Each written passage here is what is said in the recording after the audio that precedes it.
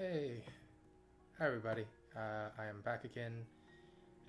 This is the Asteria stream, and I cannot multitask for the life of me. What the hell did the we go? Okay. Um, and I have put the slideshow back on up because I'm having some issues with Unity. Oh, okay, it fixed it. Hopefully, please be working. Um, and yeah, so this is the quest design, main quest design and implementation for Asteria. Some big news. Um, as of yesterday, we have cancelled the Kickstarter. So we are still going to be releasing the demo on the 1st of September. But our Kickstarter is no longer a thing. Reason for that being that I raised justice that we'd spent, an awful amount of time and work on doing the game, doing the demo, but not really doing nearly as much work on the marketing. In fact, we'd only sort of barely started doing the planning, effectively the GDD for the marketing, and nothing else. So it's not really fair, especially when, like launching a game, like releasing a game, releasing the marketing campaign needs to have a fair amount of work put into it. Hi, Sam. So we are not doing the Kickstarter, but we will be launching the demo. So we'll hopefully still be able to collect wish lists and people interested in the game, build a community, and work from there. This is unfortunately where we're at. It does mean that I'm probably not going to get paid for a while, but that's fine. I've put so much into this game that at this point, and I'm still learning a lot, right? I'm still learning an absolute ton about game design and game collaboration and game implementation more than game design. Really, should say that. And I still firmly believe in this game. So, and firmly believe in how useful it will be in the future for other people who want to make their own visual novels. If they want to go beyond RenP a little bit. Not say beyond. Go sideways to RenP. RenP's way too useful to say that we're going to beat them or anything like that. We're not even a competitor. But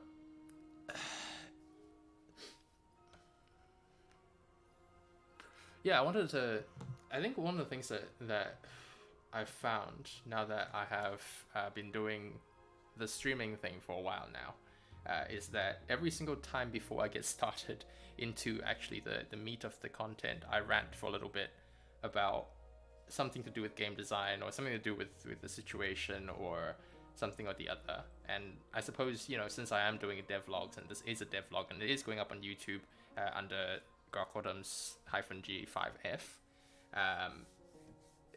it is something that I want to keep doing because I do like ranting. I do like talking about, what I have in mind.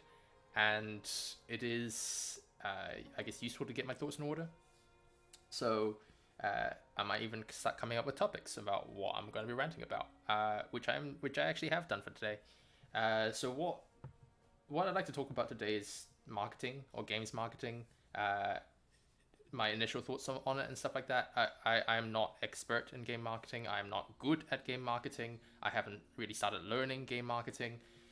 So this is sort of me bringing over my previous sales and marketing experience from outside the games industry into the games industry and just sort of talking about what I think could be done.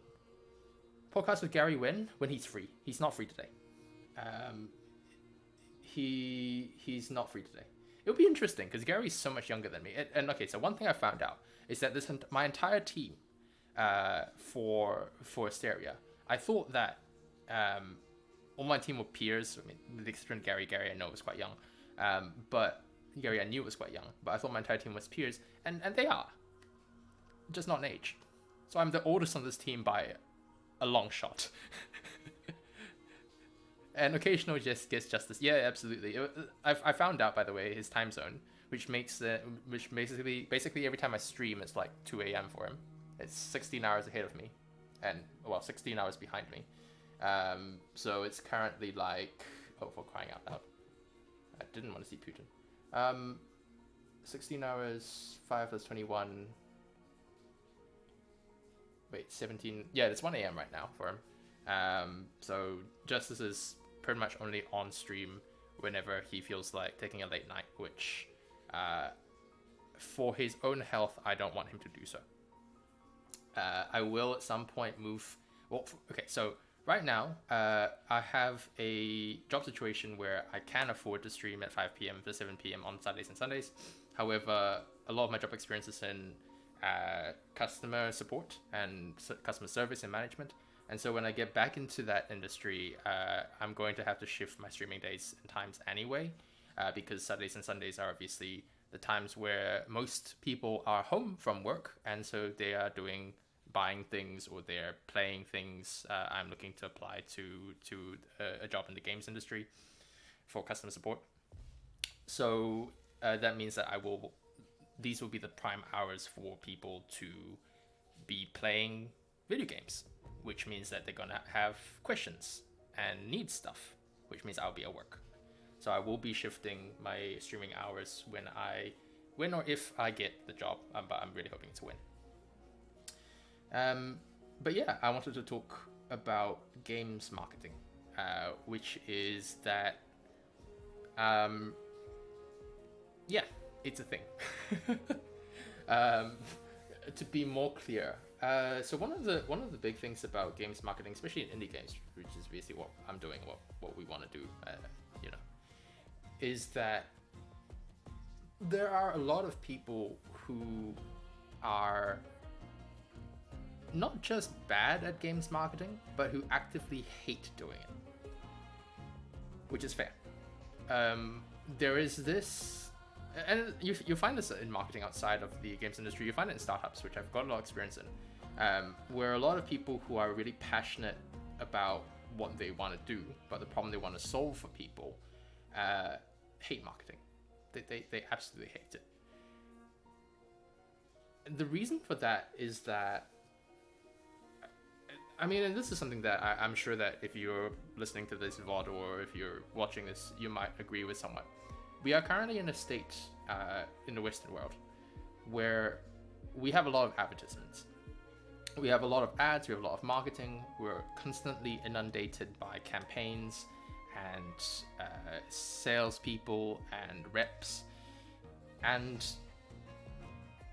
it comes off very fake. It comes off very much like, we want you to buy this product. If we promise you this thing, if you buy our product, you will get this thing. And these are some of the fundamentals of marketing, just to be clear. But a lot of people who get into making art, get into making games, products, startups, wanting to solve problems for people, they hate that feeling. They hate that feeling and they never want to give that feeling to other people. So a lot of them equate it with marketing and therefore hate marketing.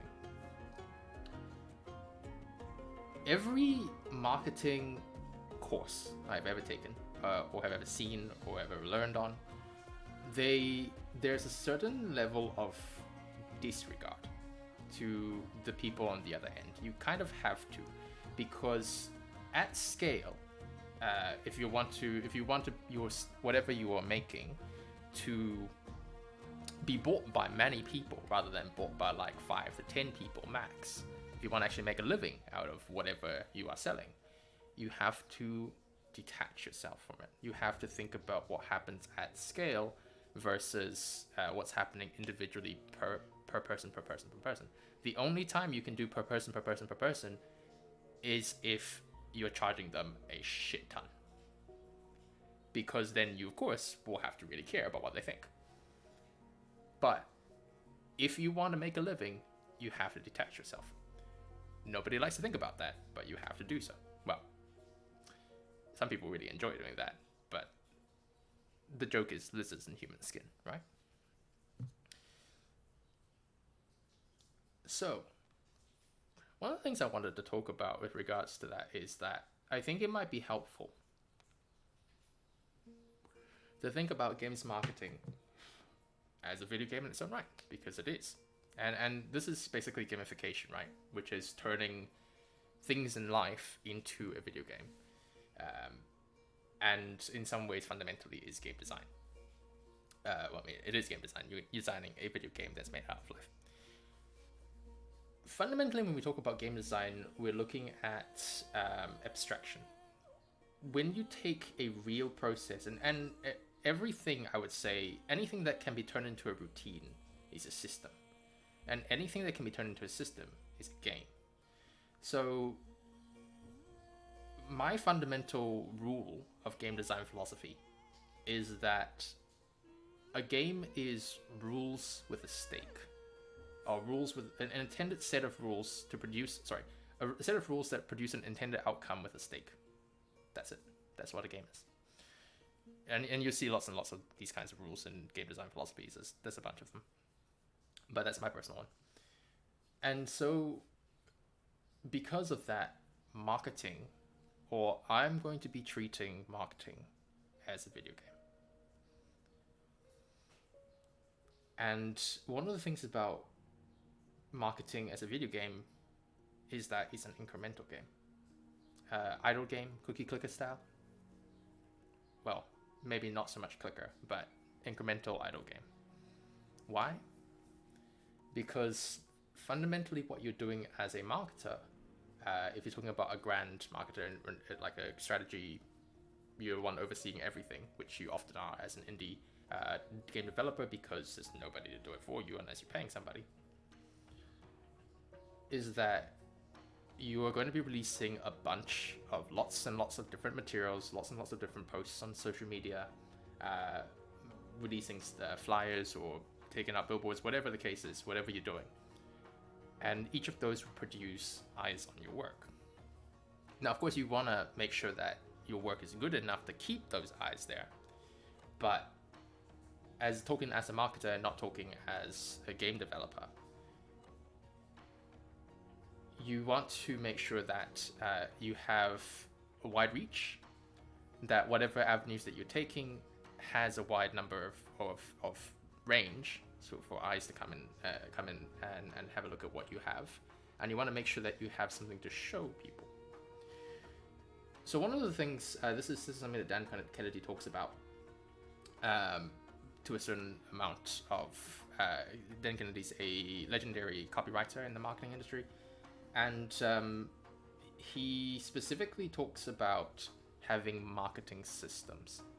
So one of the really big things about marketers or marketing, when it comes to business owners, which if you are an indie game studio, you are a business owner, is that a lot of people have operation systems. Actually, probably most people have operation systems. How the business is run, how the game is run, how the studio is run.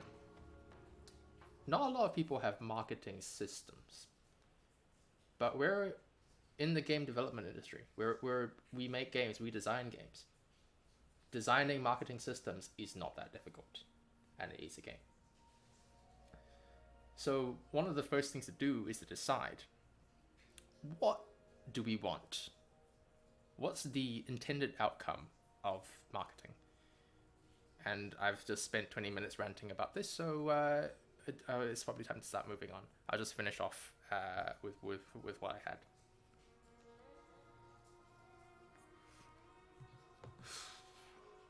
Fundamentally, when it comes to incremental games, there are three things. One is the resources that you're spending it on. One is the producers of those resources. And one is the soft reset and hard reset. These are the kind of the fundamental of incremental games, which is all about the drive to make numbers go up. So the first point, resources. Resources is really easy for games marketing. If you're in a pre-launch stage, it's wish lists. That's the quantifiable number. Wish lists, engagement, users coming to join your Discord, whatever the case is. Wherever you've set up a community, people coming to join in, that's the hard number. We want to try to get. There's probably 4 different types of resources there that you want to have. Wishlist is the easiest one to get, and also probably the most numerous. Also a relatively decent predictor of sales, although it's not 1-to-1. I think it's like 1 to 10. So 10 wishlist to 1 sale. It can change, obviously, it can vary. One of them is people joining your community. Again, joining is super simple, but you'll usually get a certain proportion, less than wish lists. Start the podcast in the indie gaming scene and getting into it. It's not hard to get into the gaming scene. It really isn't. Join a post on INET, you're done. That's how I got in. Super easy. But to be fair, I got in because I really wanted to be in the gaming industry, and I went really hard on the things that I wanted to do. Made a few mistakes too. I'm still really bummed out about that gacha game that I could have joined but didn't because I was a bit of a prick. But a massive prick actually. Never mind. But I do wish them all the best, and I do hope that they succeed sometime in the future.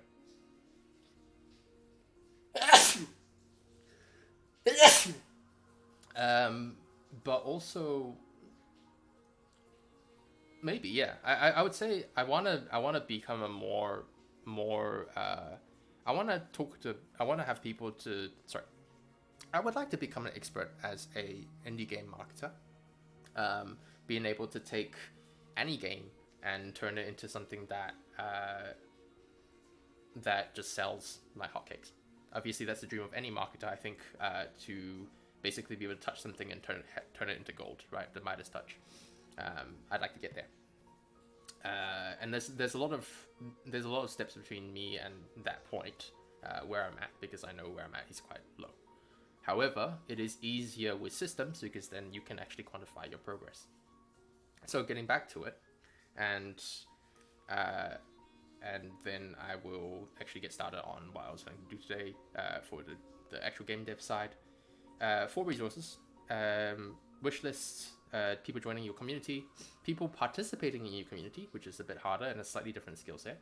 That's more of a community manager's job than a marketer's job, marketer's job is more outreach. Community manager is more farmer versus hunter, right? But again, if you're an indie game dev without a big team, you're doing all these hats yourself, so I'll mention that as well.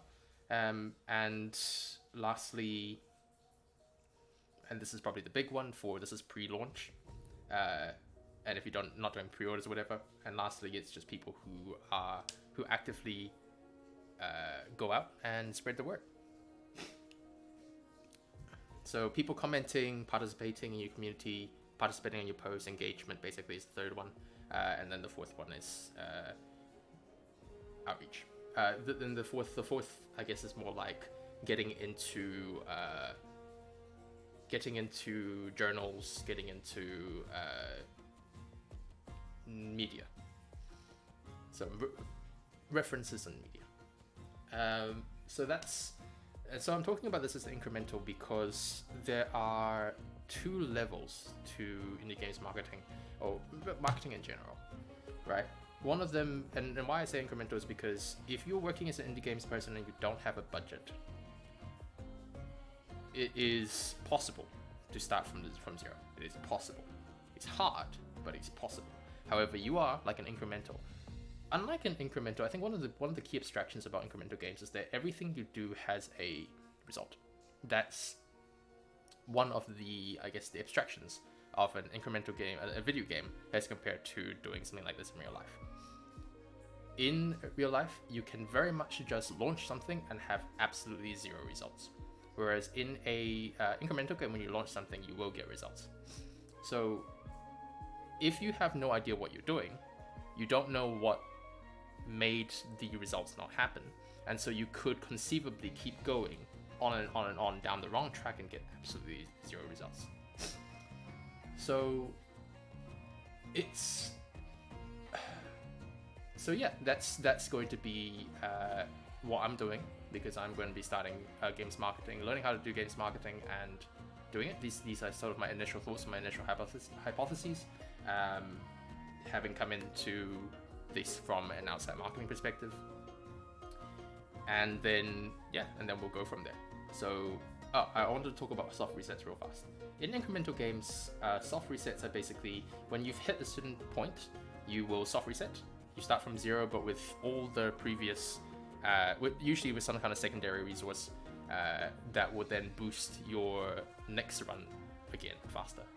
Roguelikes have some of the same design principles behind them, in the sense that you're always making progress, even if you're starting from zero.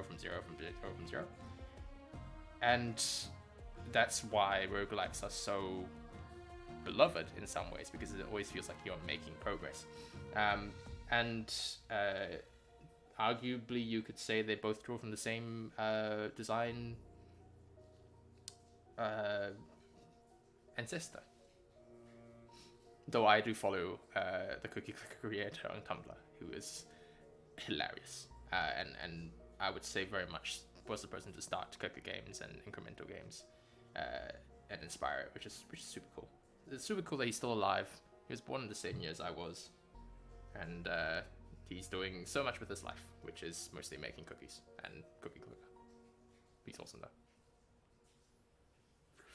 All right. I'll get back to this metaphor another day as I get a little bit better with it. I do not think that even as I get better at the skill, that the metaphor will fundamentally change, because fundamentally, and I've said fundamentally 3 times in a row, fundamentally they're the same thing.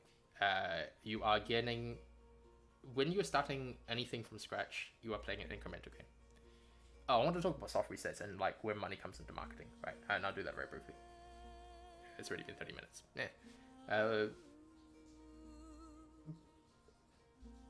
Using money, like real life money, to buy paid ads, to buy ads of whatever kind, is a soft reset in its own right. It's, yes, you have pay to win stuff. It's very similar, but you have the same problem. When you use money, you're playing in a different field. It's a completely separate field, and your competitors are vastly larger. Paid ads basically boost their multiplier. They are a multiplier. If your incremental, starting from scratch, 0 to soft reset, is worth, let's say, 30 wish lists.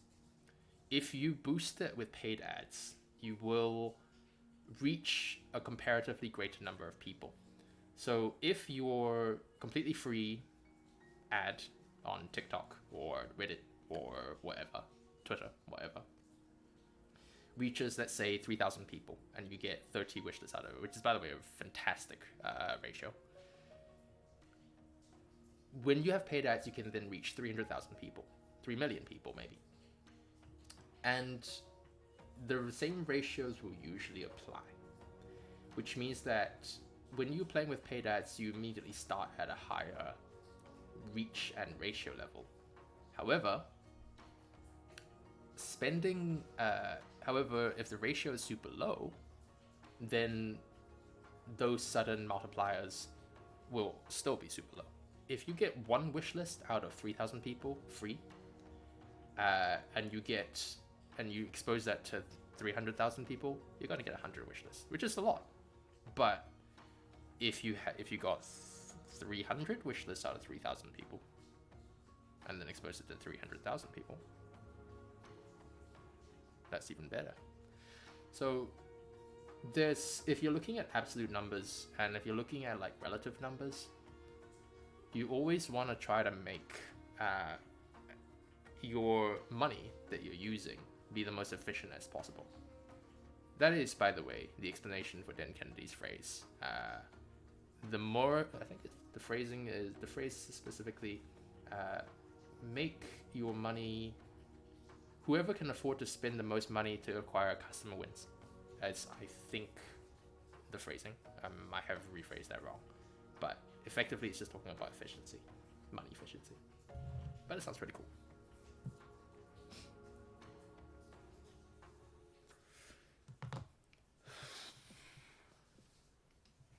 All right, let's get to work.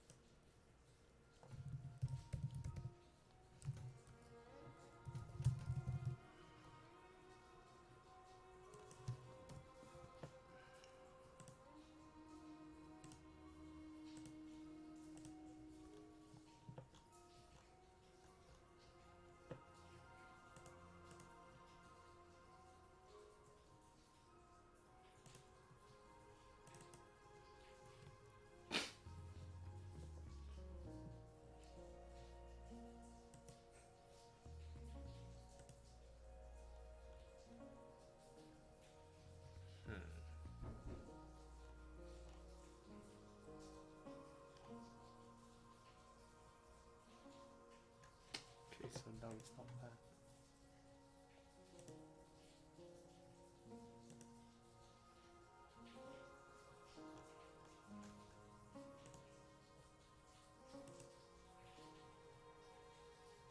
Beyond Sanctuary.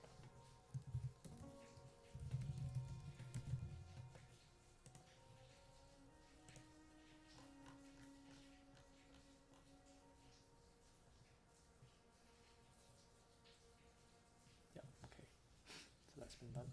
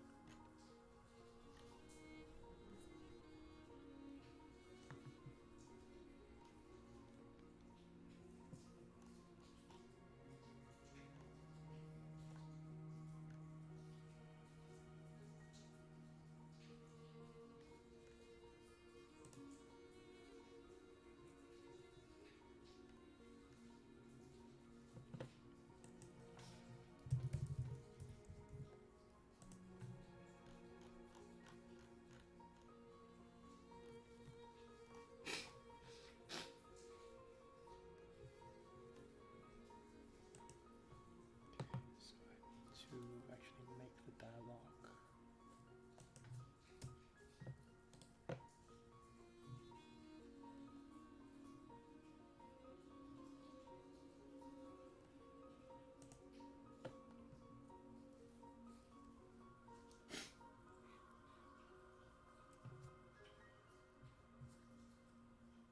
I mean, just to go back to the podcasting real fast, on the indie gaming scene.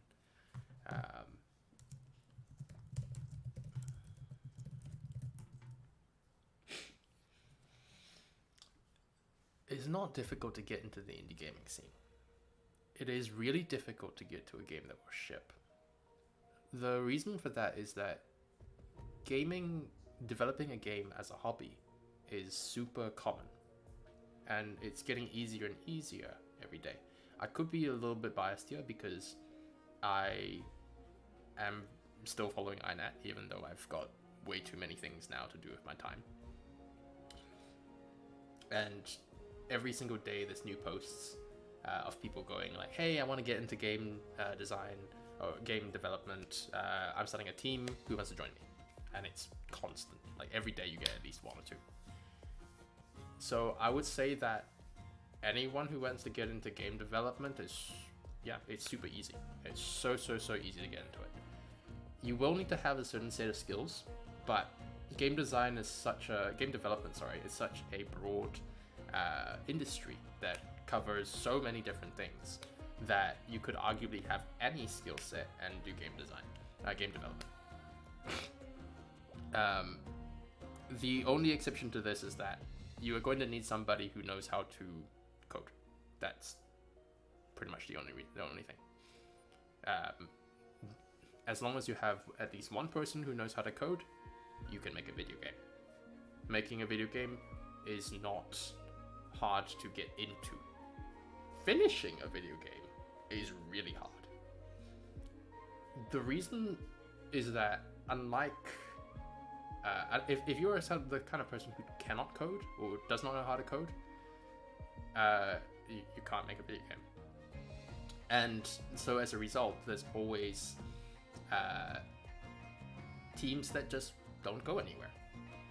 So unlike, let's say, writing, where if you're writing a novel, writing is a super low skill floor. As long as you can type, as long as you can write words, you can eventually get to finishing a novel if you consistently work on it. But if you do not have somebody on your team, and of course the more people that you have, the more ability there is for things to go horribly wrong, there's even less chance of you getting to the end. However, once you have gotten past that stage and you've gotten to the point where you have a shippable game, then you run into the next problem, which is the marketing thing, which is what I just spent 30 minutes talking about. Because you can just launch a game. Like if you're done, you've made a game, you can just put it up on Steam, put it up on itch, put it up on whatever publishing platform. That's it, you've done a game. A lot of people do that. And that's not something to discourage you, it's something to encourage you.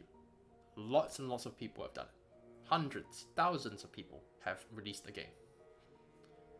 You can be one of them too. Arguably, if you do a game jam, you've already released a game. By that standard, I've already released 2 games. But releasing a game that a lot of people play, that's where the marketing thing comes in. That's when you scare. Oh, yeah, sure, I suppose. Yeah, I mean, we could definitely do that. I think it's a bit different because Michael and Justice both so one thing I guess I could talk about is how to get into the games industry when you're in a country which has a really small games industry. Because New Zealand is a lovely place which has 3 major game studios and a ton, of course, really small independent ones, and then of course like a bunch of developers who are doing remote stuff like I am. And Gary's got an even harder go of it because he's got 0 major game studios in his country, and the games are actively looked down on as a frivolous waste of time. So I'm fortunate in the sense that on my end, it's not looked down as a frivolous waste of time. Well, it is, but it's not like necessarily looked down as a bad thing. Whereas for Gary, it's an active discouragement going on in his culture in his country. Whereas Justice obviously is American, so is Michael, and both of them got into it through, I guess, different ways.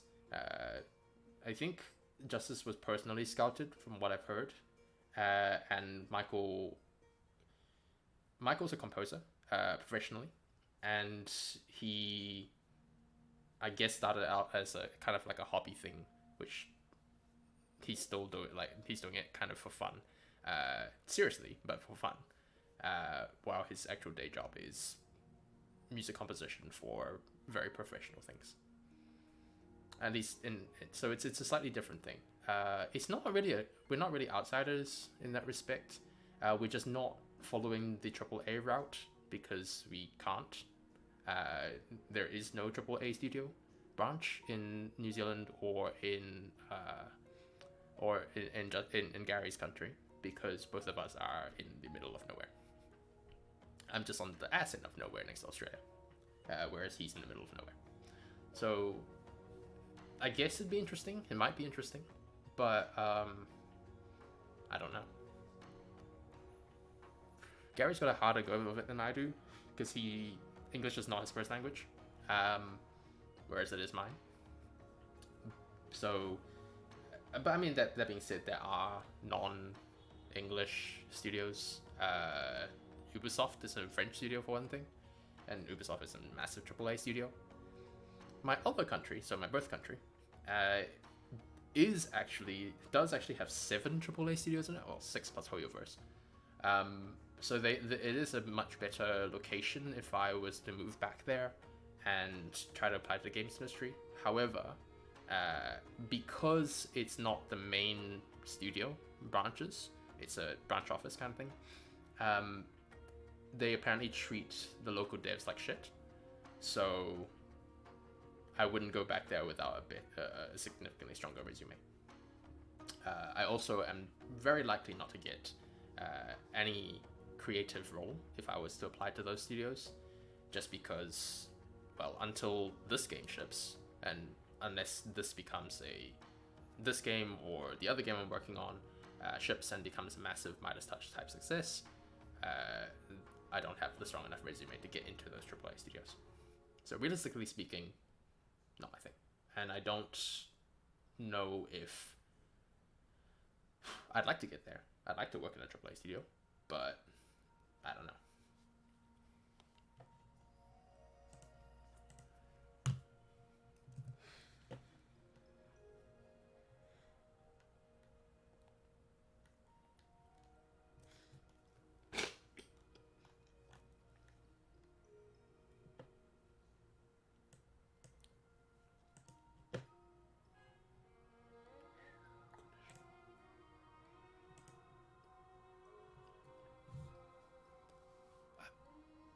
To answer the latter half of your question, co.apparent to Justice and Michael. Oh, compared, okay. And other people's ideas. Yeah, Gary actually asked me that. He asked me how I can be so keen to work on somebody else's ideas. I don't see the issue. One of the... So I'm multitasking now, so you can expect my talking to get less coherent. But the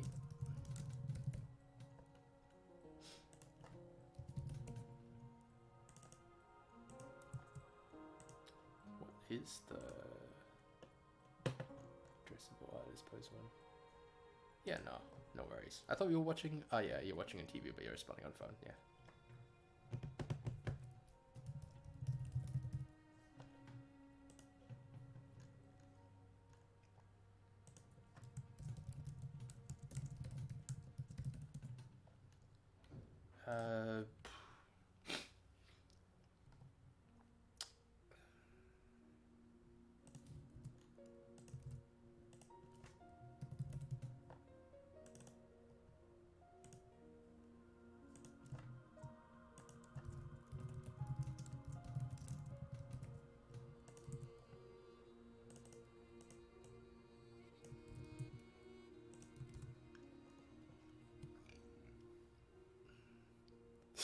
No, you just told me before, and I know you. You don't change up. No, I'm joking. What was it? Other people's idea. Yeah, Gary asked me why I don't mind working on other people's ideas. It's not difficult because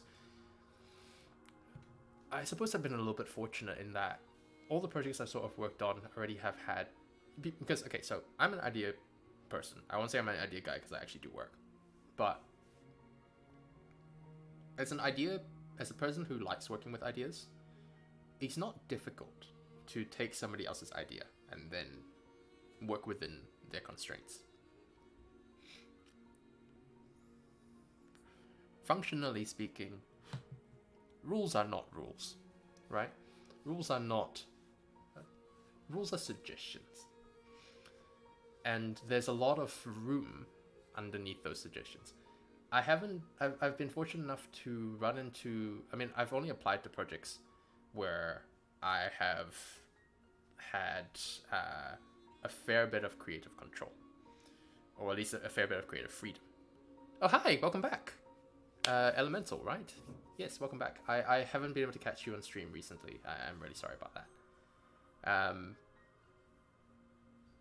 Yeah, so just doing quest design at the moment. Well, quest implementation.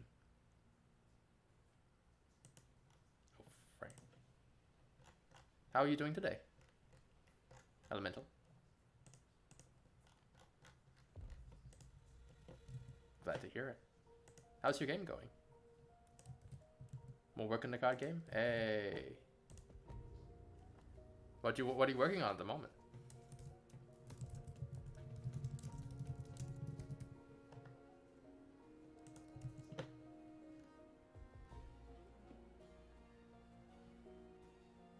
Refactoring phase.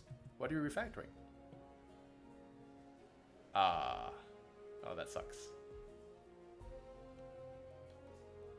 Yeah, it's in the name there, Sam.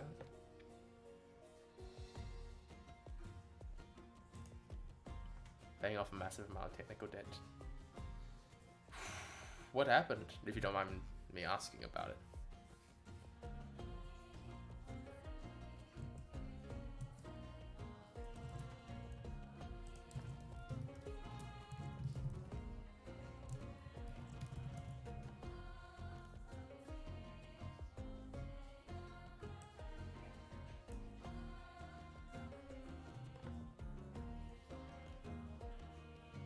I'm really hoping that my overlay hasn't started to flag and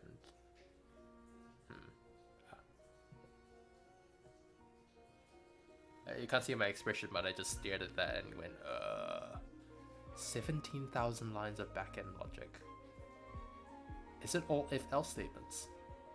How did you get to 17,000?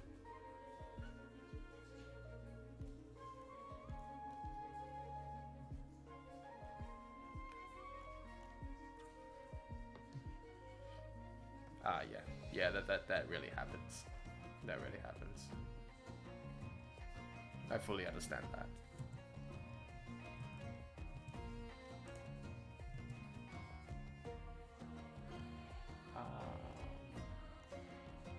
That needs to...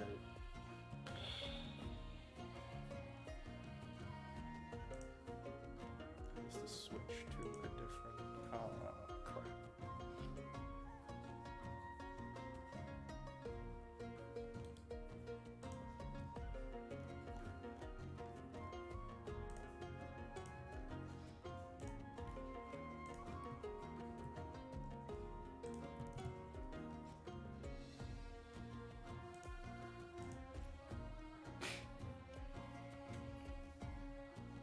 Yeah, okay, that makes sense.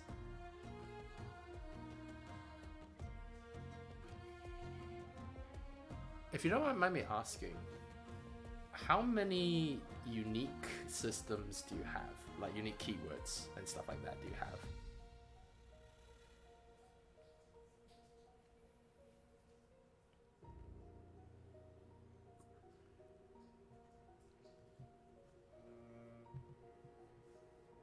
Keywords being like abilities.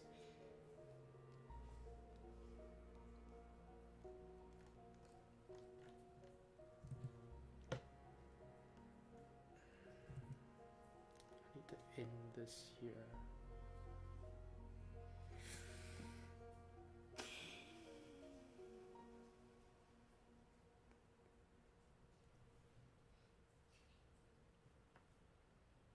Yeah. Like how much jargon? Like keywords like trying to think of card game keywords. I'll go with Slay the Spire because I platinum that. Spent so much time on that. Things like draw 500 different skills. 500. Okay, I can see why you got to 11,000. How many different cards do you have? And okay, you know what? I'm gonna check out your stream whenever you stream because this sounds really fascinating. I do love a game that clearly has like 500 cards. God, okay, that's a lot. Jesus, all right. Is it? You know what? Tell me about your game a little bit more. Is it apparently a 45 element, 210 cards? Okay. Okay. Can you tell me a little bit more about the genre of your game? Is it a solid just a TCG, or are you doing it like a roguelike, or because Elemental Magic doesn't actually tell me very much.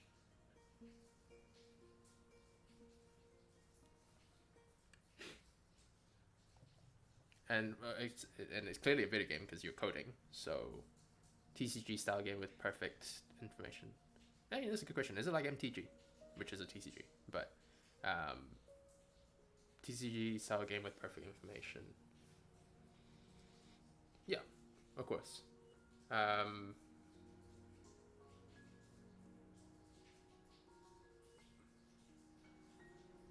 Multiplayer, I'm assuming, or is it single player?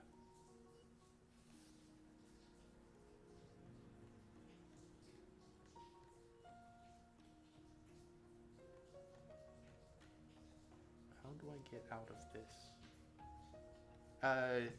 Is your game single player or multiplayer?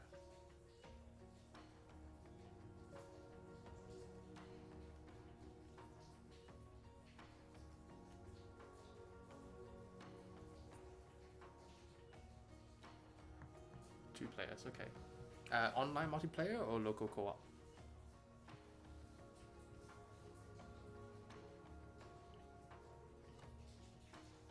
Online, okay. So I'm guessing you're doing networking stuff as well, which is contributing to the 6,000 other lines of coding that's not card stats and abilities.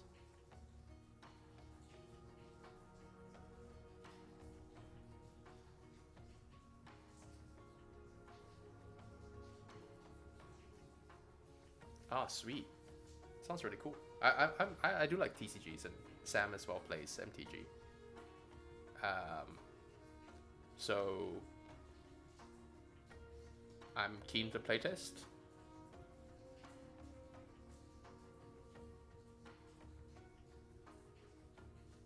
So yeah, drop me drop us a link or something. I'm really happy to playtest, and apparently so is Sam. But yeah, refactoring that does sound like a pain. So I guess what, you know what, I'm gonna go check that out right now.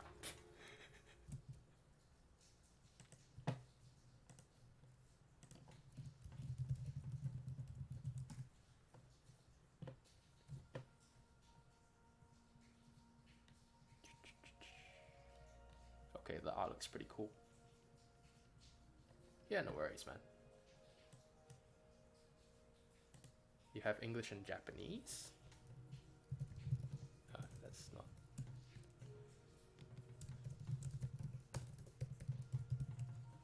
Yeah, I saw that Japanese version.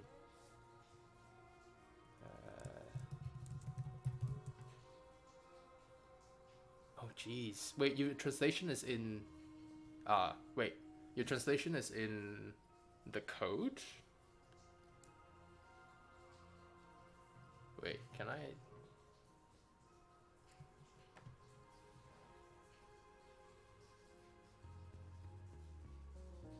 I don't know much about translating for games, so I don't know how that's supposed to work. Some of the translations on the back end, some on the front end. Okay. I don't know about translating in games, so I don't know how that's supposed to work, but I might kick this up to Justice just as a question, because we will want to translate Asteria eventually as well. But I do believe he's just created a class for translation, because we do have it in the data. Yeah, just in here. And he's created like an object class specifically for translation and stuff like that. But to be fair, ours is more text-based, slightly less like the cards. Yeah, that's true. No, I fully get that. No, again, I know that is very much a different style.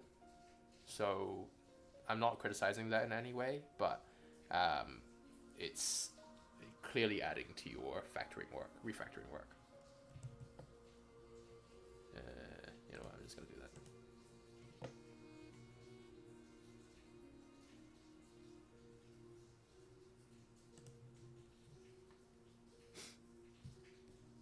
Don't care, I'll be reusing this anyway.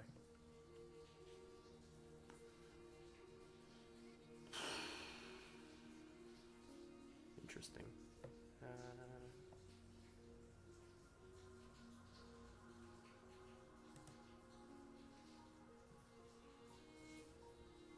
I should really get back to... Holy shit, what the hell? Okay.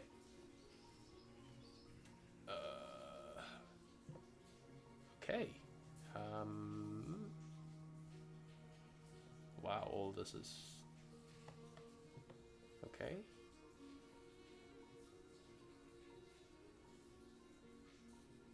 The heck? Right, I guess I get to figure out how this works. Spawn. Okay. Hand. Graveyard banish. That's my hand. I was playing Geomancer. So...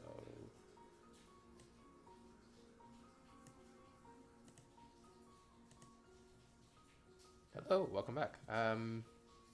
Cool.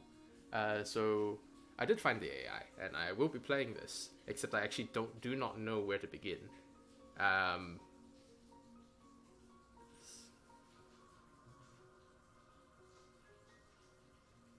Cool. Ah, okay. Did you do the art yourself?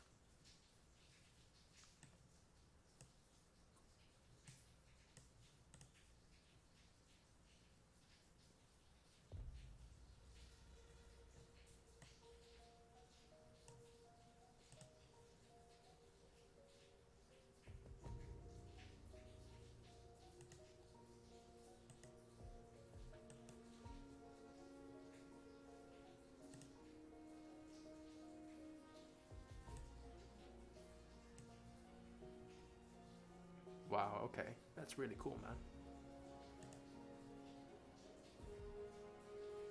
Hmm.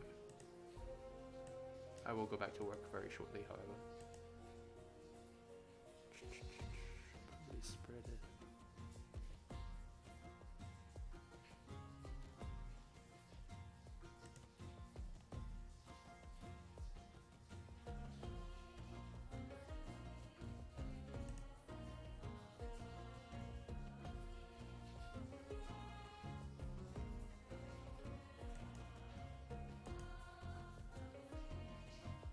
Hmm.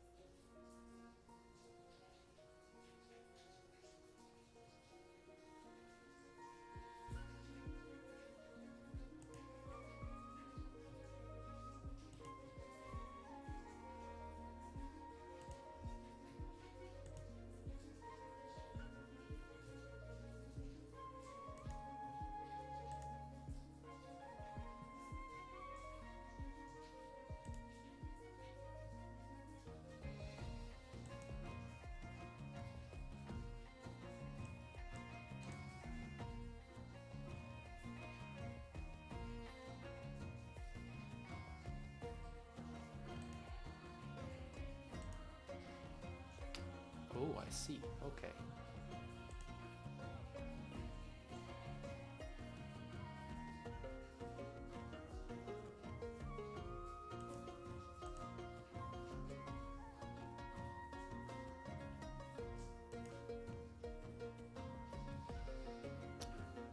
Hmm.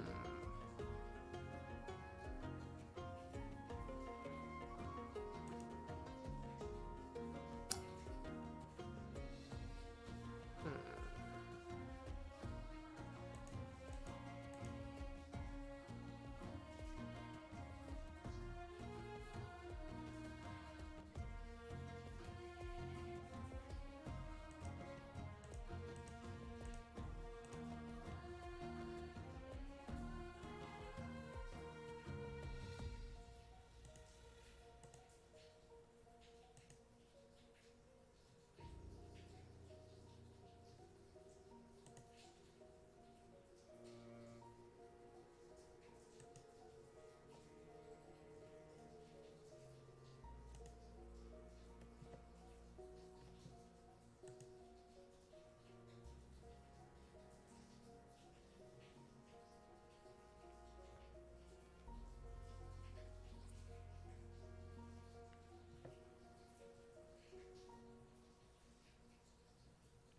Where are the life points?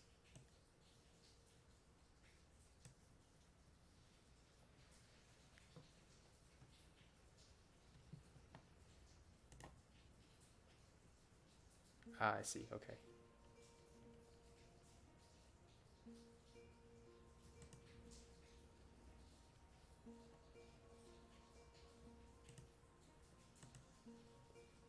Ah, okay.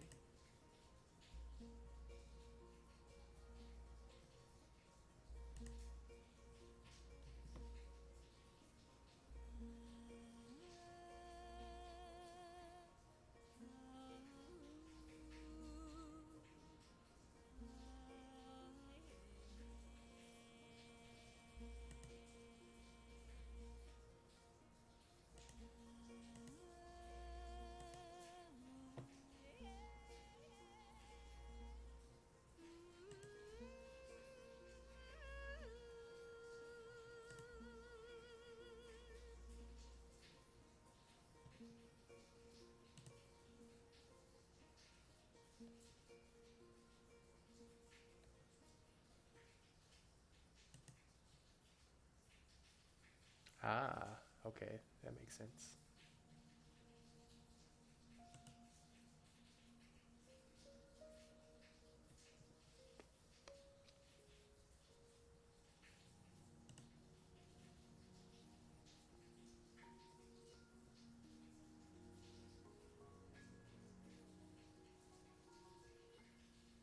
Okay. It's, now where is the Life point. Top left, you say?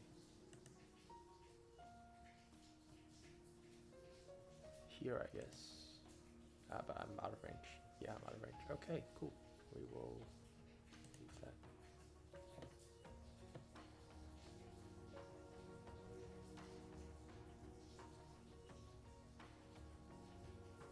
It takes 1 mana to directly attack. Ah, I see. Okay.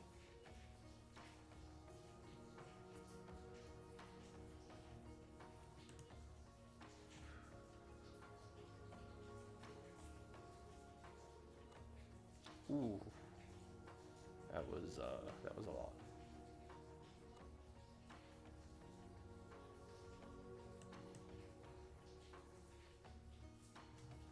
That really needs to go.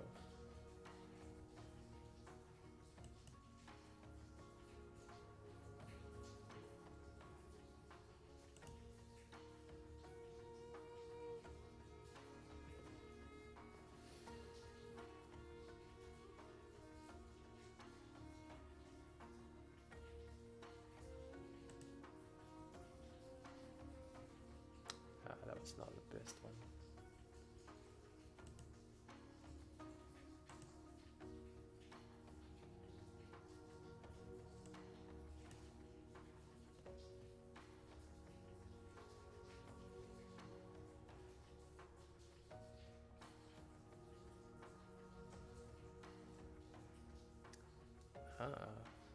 Okay. I see. So these are the life points here. Oh, okay, I can see why you have so many. Twice your fire and attack. Range 1.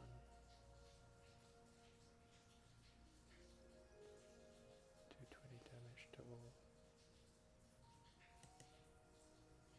Soul Overgrowth. By 20 and heal at 20.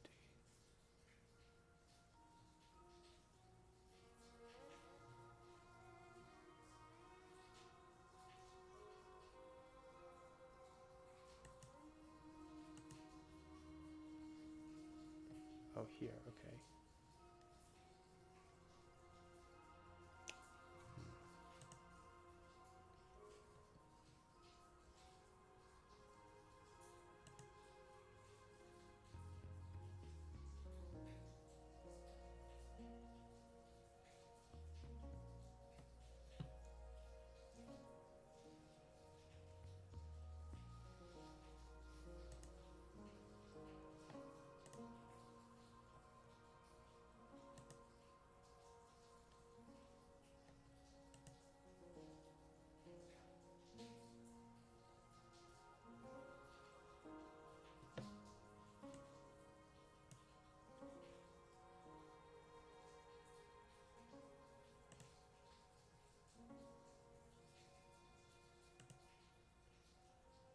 Did it not?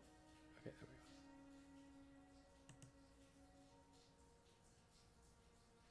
go. Oofed. Okay.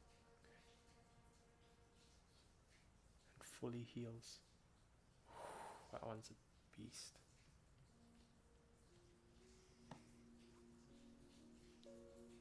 Oh. Oh, that's really cool, actually.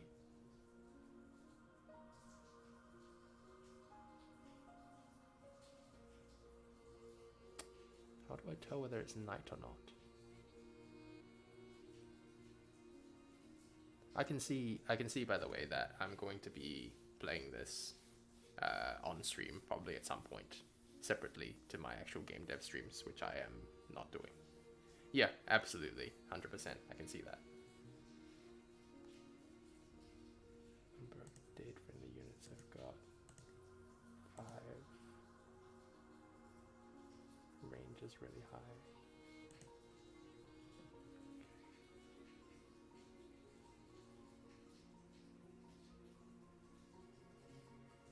So I'm guessing, do all the soul cards activate every single time, every turn?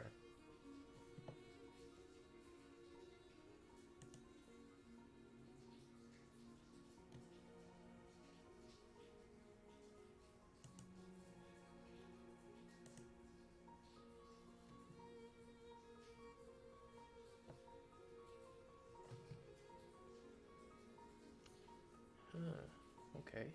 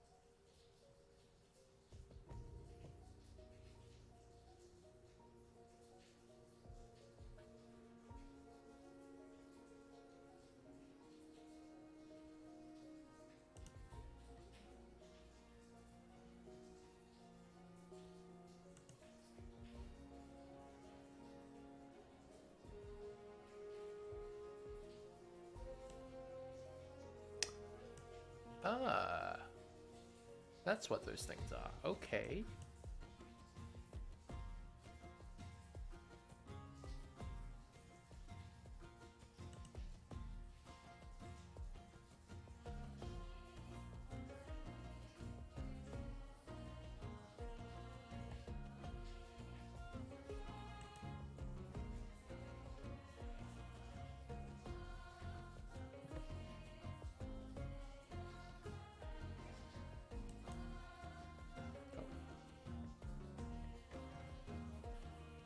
Browser dependent emojis. Oh, jeez. Okay.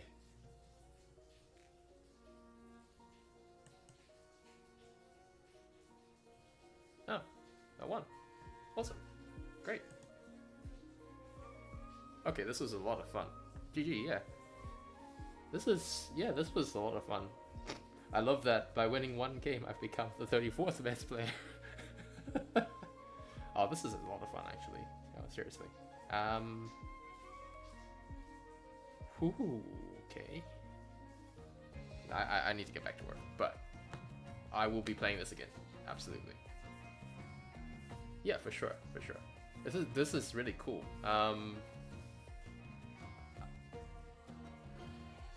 This is really cool. I will get back to this. I can definitely see how to exploit this. I just cannot guarantee. Oh yeah, definitely. That's part of TCG, right? You gotta deck build before you play. But I'm so keen to play this separately on stream and just kind of get better at it. That's a lot of fun, man. You gotta play it. I will do this probably. Yeah, I know. Yeah, this is the. Yeah, I know what you mean. You're drafting. Yeah, I know exactly what you mean. Wait, your opponent goes first?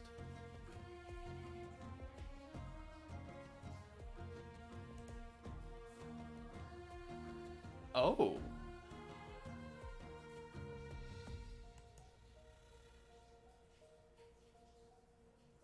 Okay, yeah.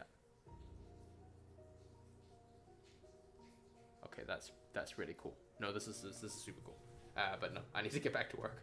But yeah, for sure. Hey Sam, when you're ready, when you think you're ready, let's play like 3 AI games, and then I'm gonna play you live on the stream. Sounds good?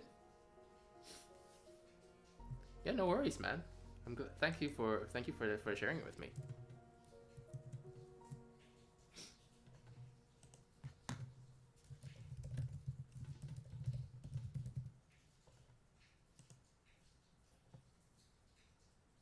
Tell you what, we'll play this before starting tomorrow. Good?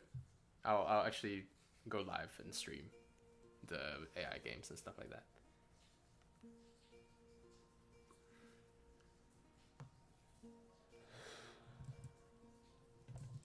I'm really happy to play other people's games on my stream. Seriously. Where was I? Go back and actually do shit. Alright, I still have the same problem. I need to get out of this screen. Because the issue is that I need to switch to. Can I branch it? No, not that. So the last screen I saw was a mushroom.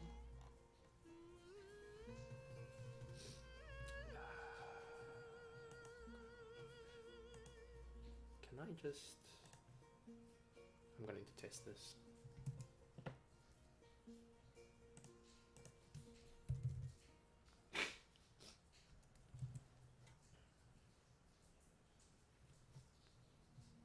I am not a good TCG player. Just a note. I do like TCGs, but I never really got into it.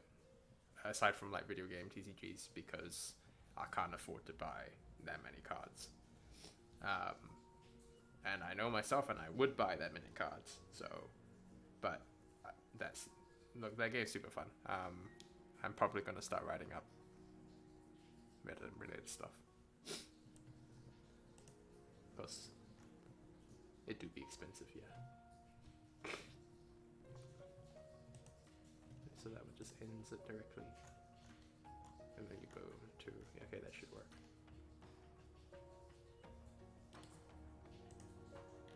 I will need to test that though.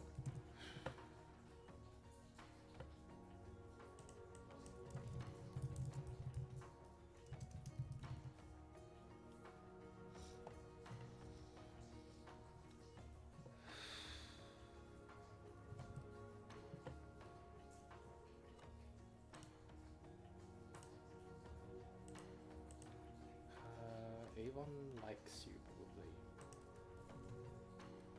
so it's you might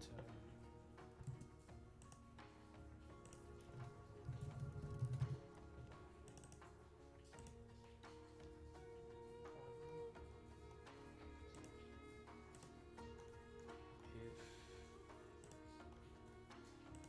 cache data.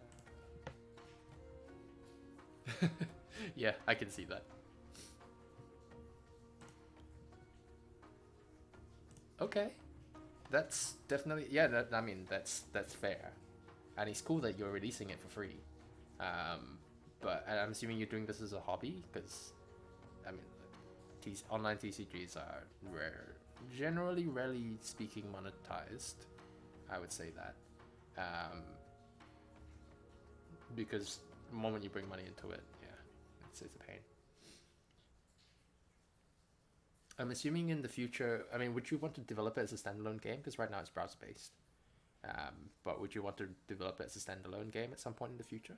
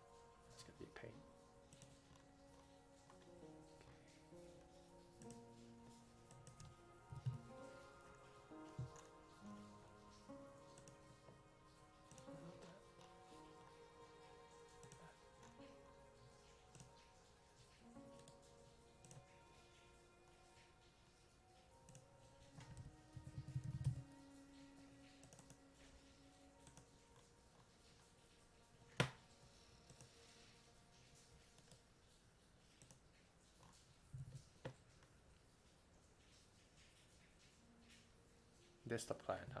Okay.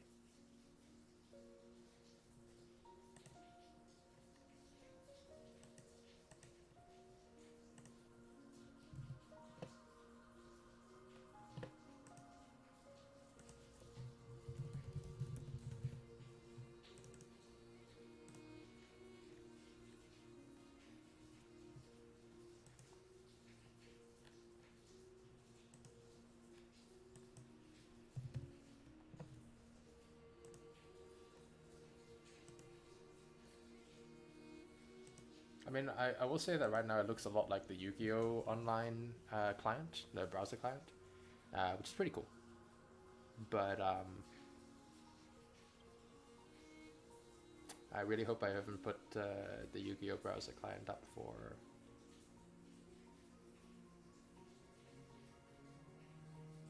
copyright strikes, but should be fine. Yeah.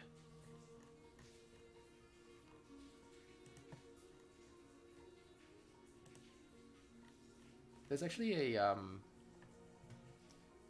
yeah, Marvel's. Is that a official? Maybe I shouldn't do it on stream. Is that an official thing? But Marvel Snap. It's really funny because so there are these things called quests, space battles. It's a form where I remember taking part in one where it's basically a card game related quest, so like collaborative storytelling, but with card games. I know they were doing it on Yu-Gi-Oh. It'd be really interesting to do something similar with your game, I think. Once I get a little bit more of a handle on it, I might write it myself. Be kind of cool and interesting. Story mode, baby. I'm a writer.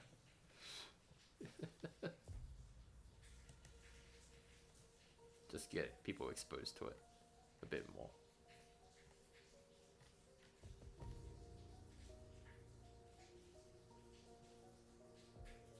Okay, yeah, no worries about that. But no, I'm actually thinking, because I was thinking about writing a new quest anyway.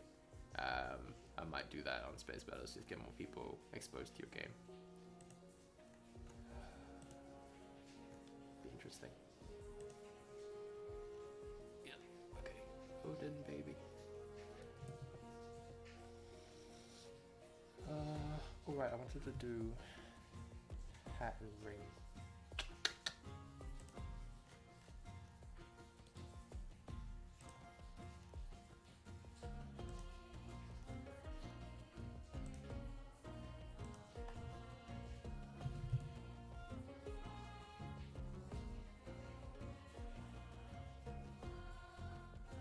I'm gonna have to make a new item.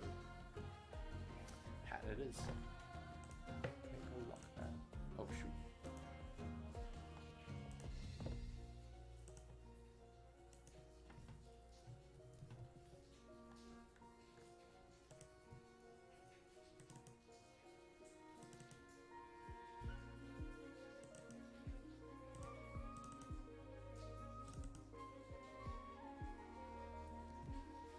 It'd be very funny if a makeshift hat is just like, I don't know, a leaf or something. A big enough leaf.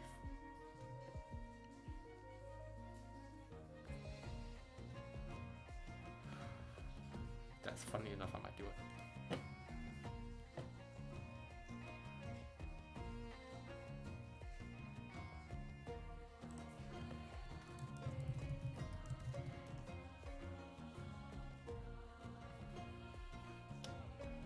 Something I made changes in the in Unity has made the loading time for these things so much faster than before, which I'm very glad for, but I'm confused as to what changed.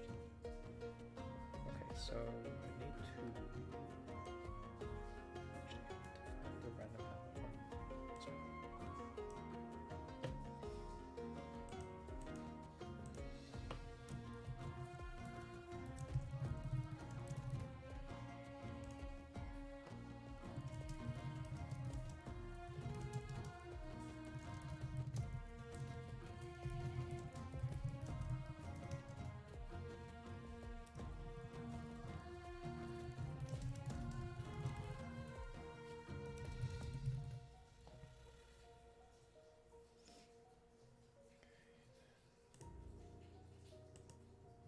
There it is. That's that one. Okay, cool. Item match.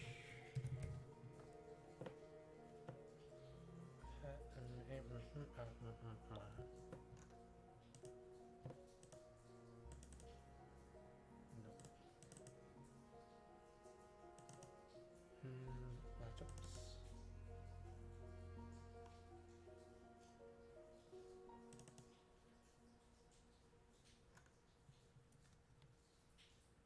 Oh, that works really well. I'm taking that. That's hilarious. That already looks like a leaf.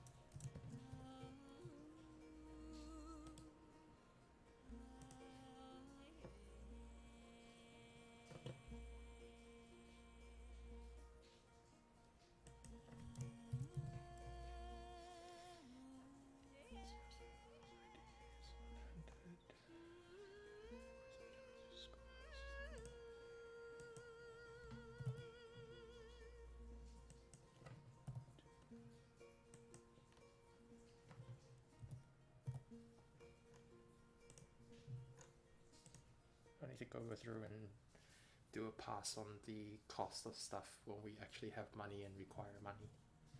But not really worry about it right now. Set tag shift 3 per generator modifier stats. Oh, I need to rename this.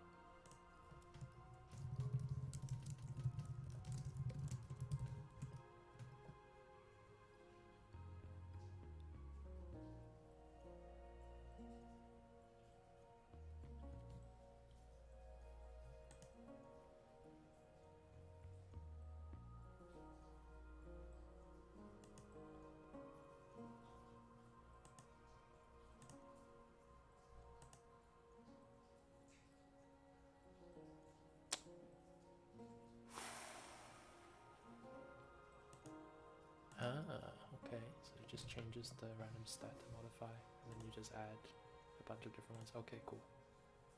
I'm cool with that. What I will do is also modify until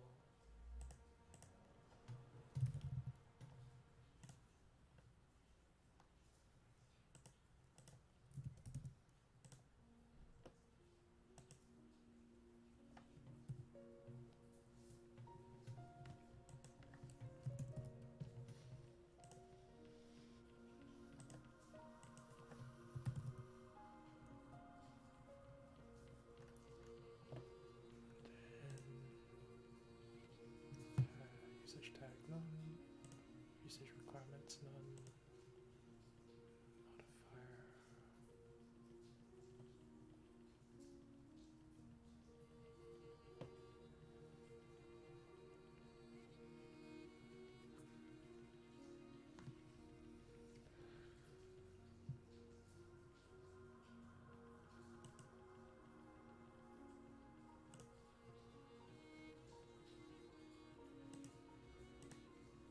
Cool, what the pre-generated modifier. Oh, this is item set. Ay. Okay. So item set. None of those.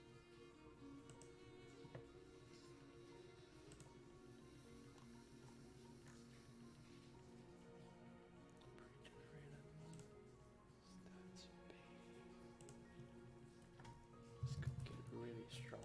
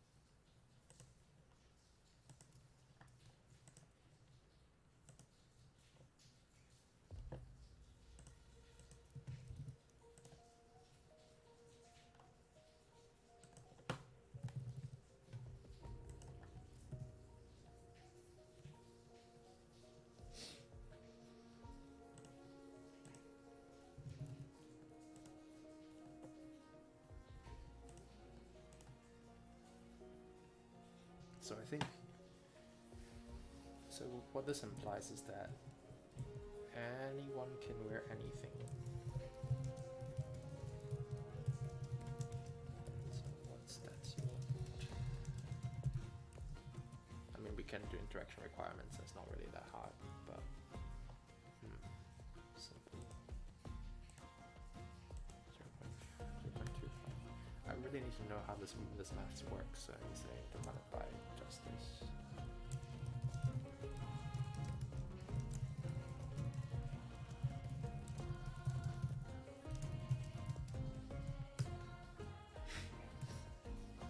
Equipment balancing. Wait, I don't need strength.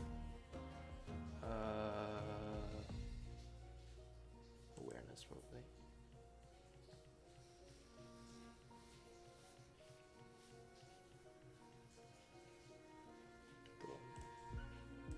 Which really and a name.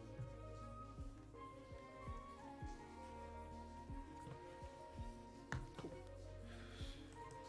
Back to strong enough. Oh, I have that here.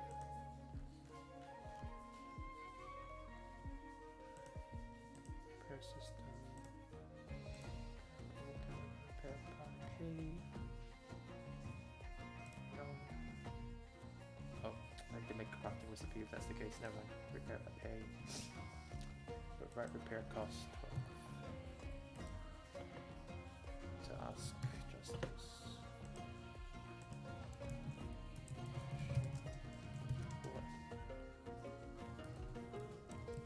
To enable repair.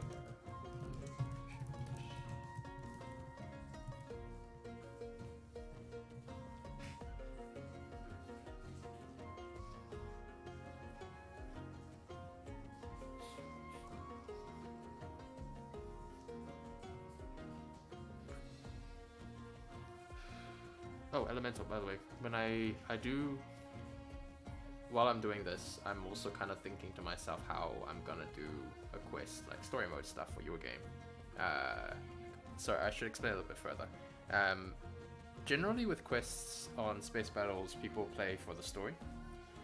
So think of it as your first fan. Yeah. I'm gonna write a story mode for that. It has no bearing on what you do.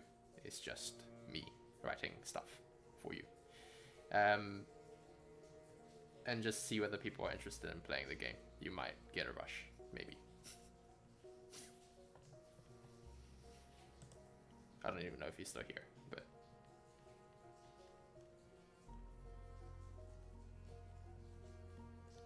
Okay. Back to strong enough.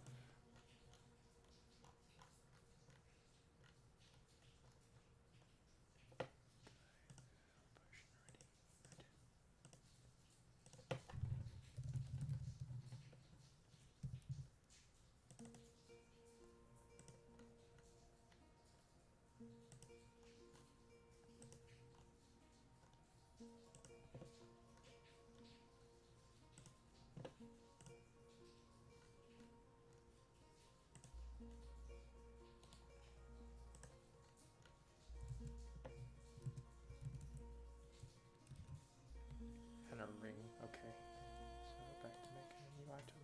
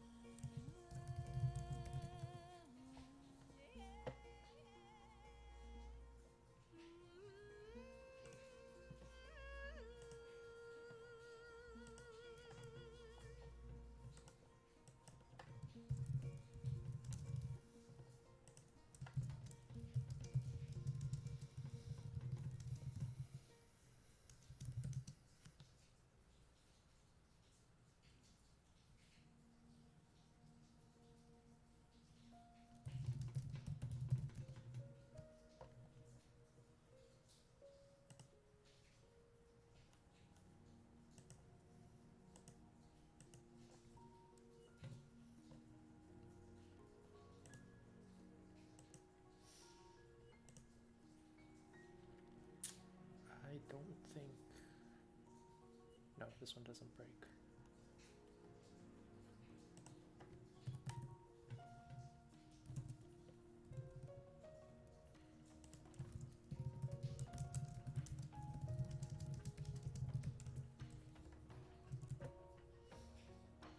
Doesn't have anything there, okay.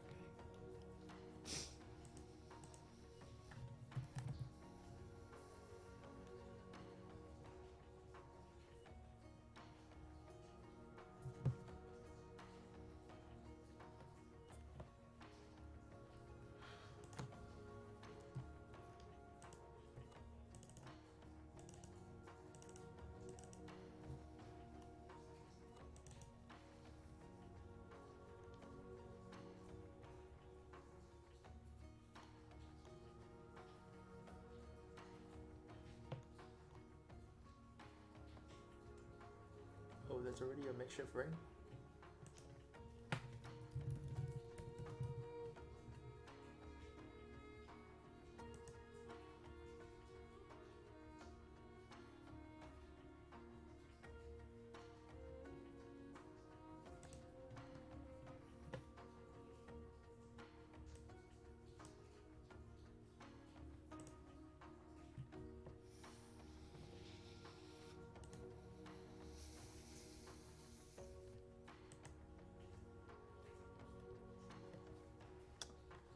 Ooh. Okay, so you can be. Alright. Jeez, look at that. Punish makeshift ring. Okay.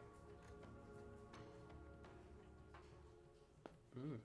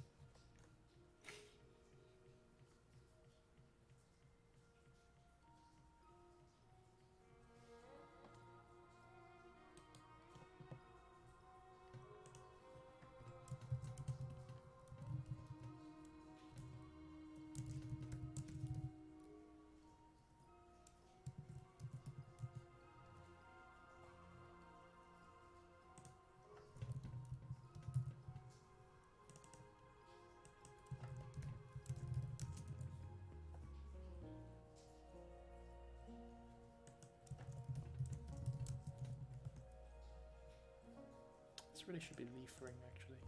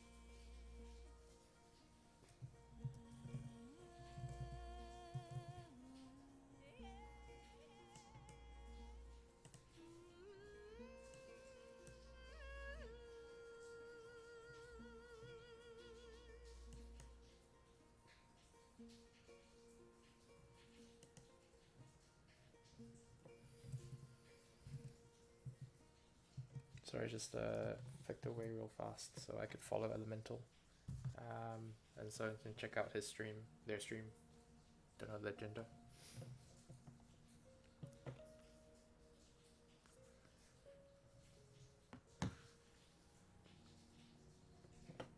Cool.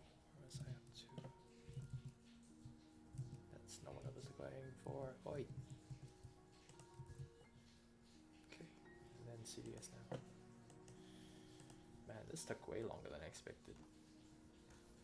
Probably should have expected this, honestly. Okay. I need to change that. This is radar, isn't it? It's radar, yep.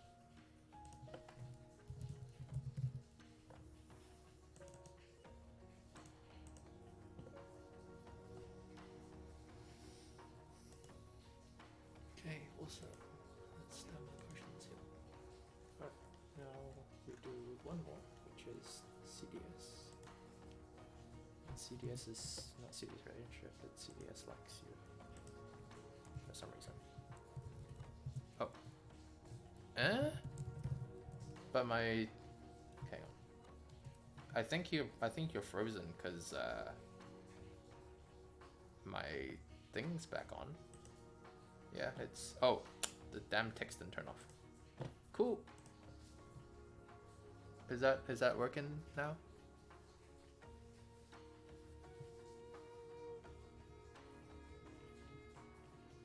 I think so one of my shortcuts didn't work out. Yeah, okay, sweet. I need to go back and double check that shortcut at some point, but not right now because I am almost done with this part. Got them.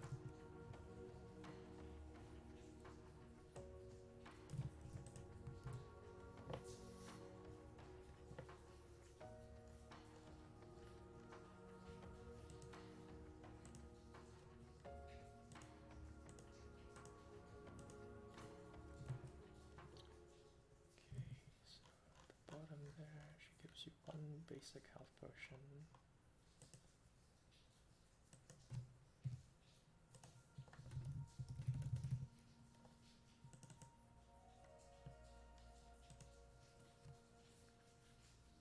Oh, I'll just do 2.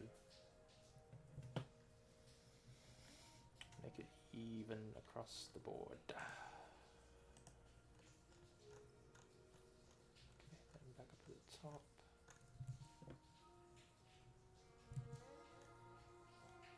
Do it one by one, I think.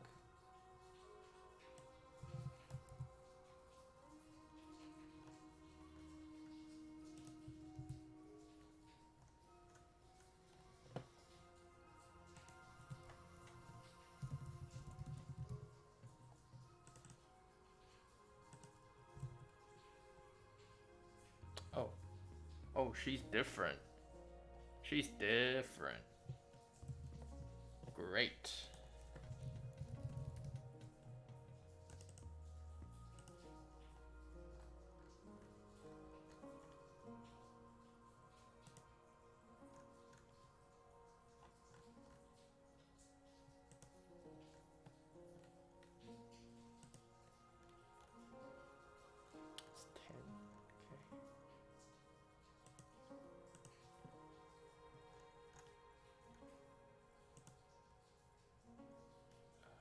I need to make this down to 1.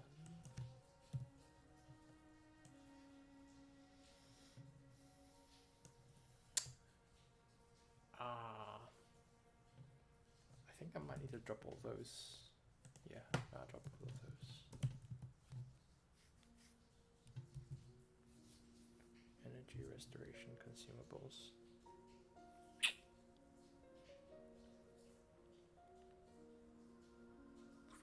Status effect removal.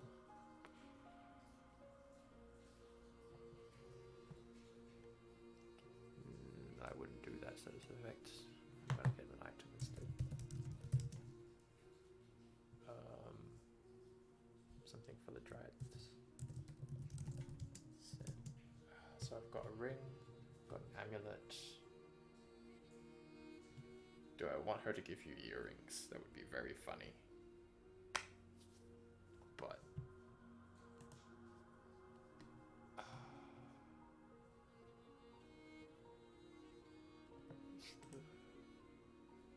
bracelet.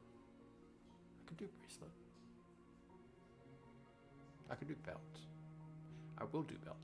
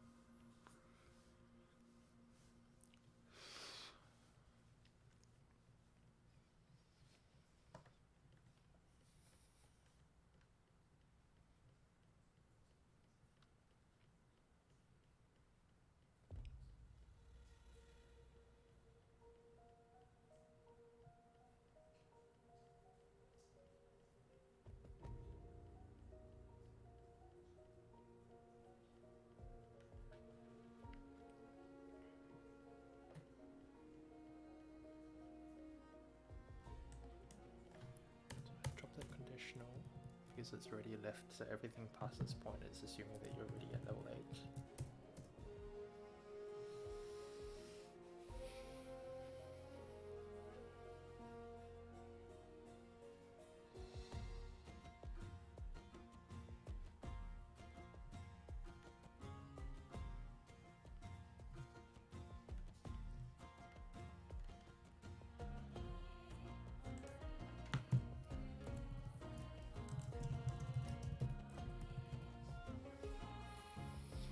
That sounds faintly threatening, but that's okay.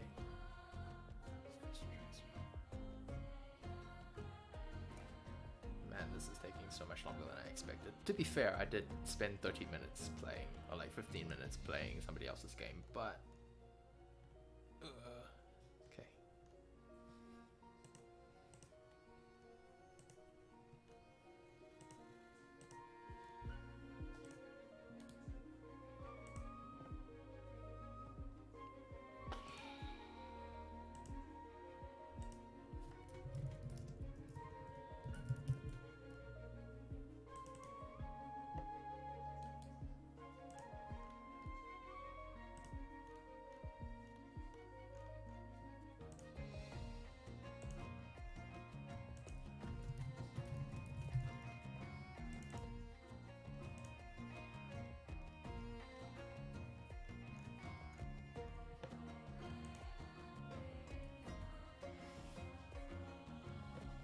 So that's the top one done.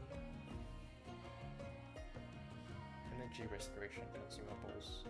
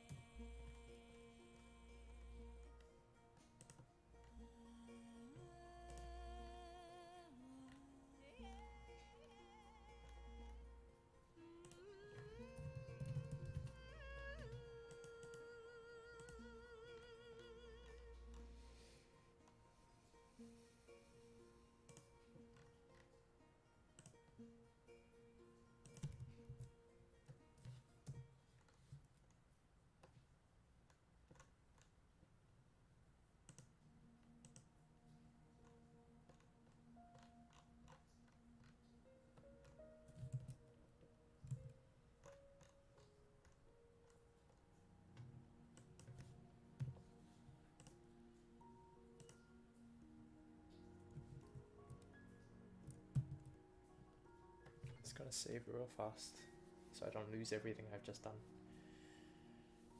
Ew. Oh, shit, I need to change that anyway.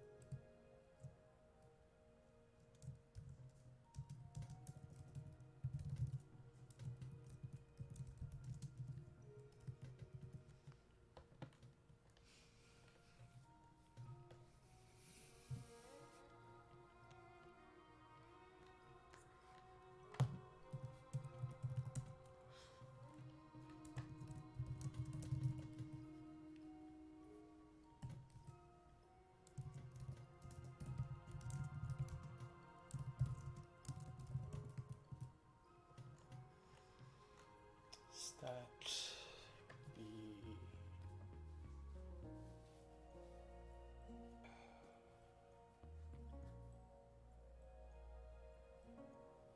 probably a heal? I mean, she loves all the childess with the E.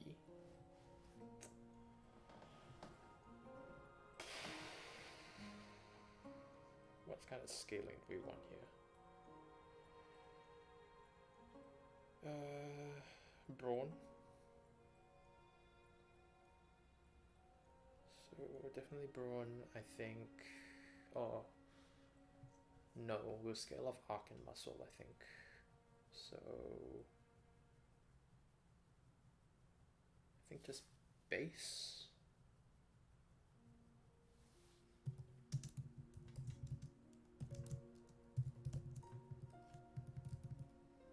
Casting time, same as channel.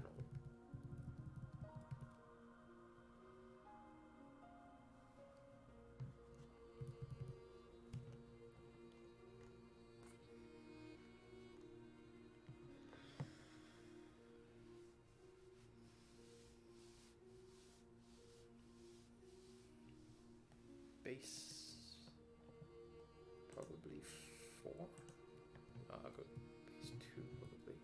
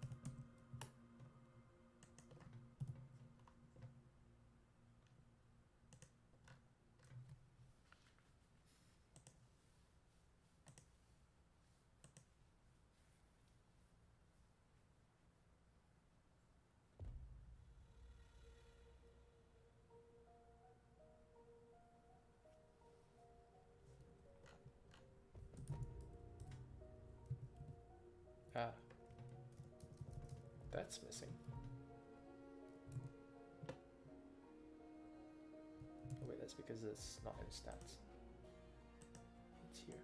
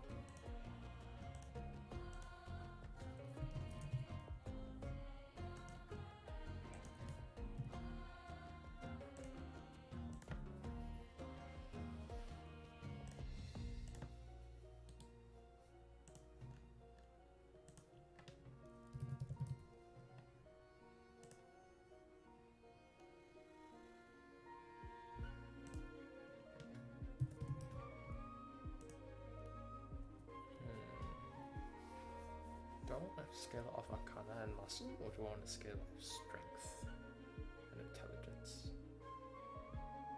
Because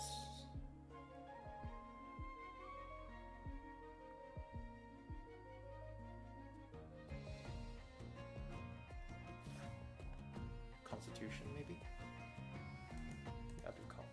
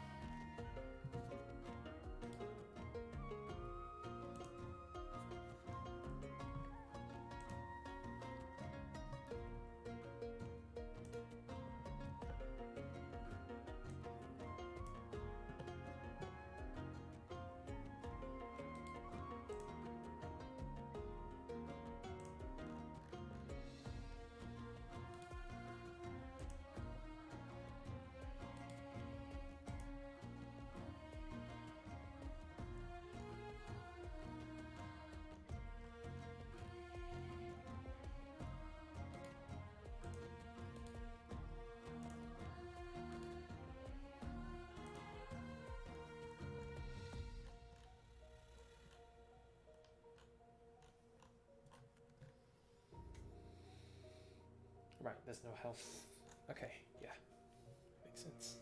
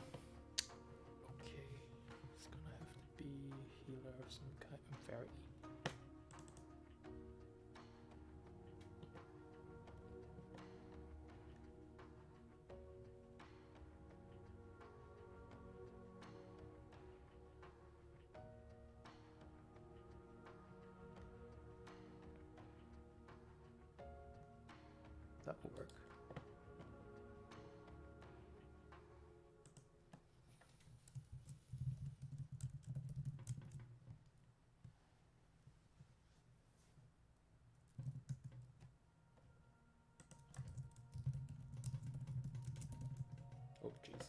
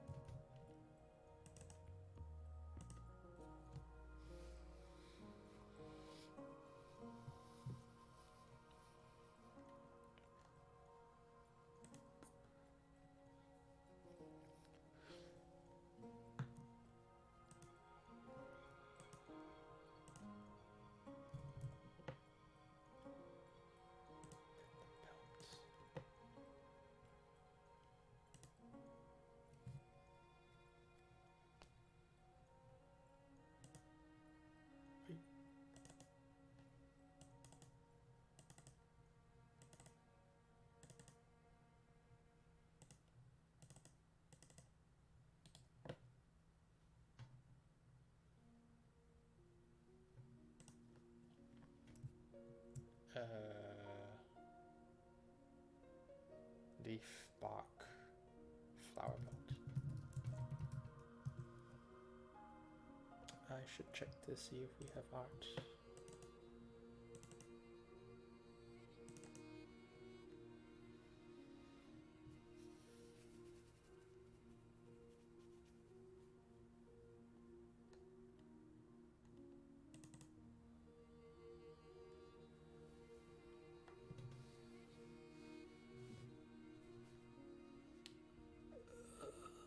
Okay. Not really.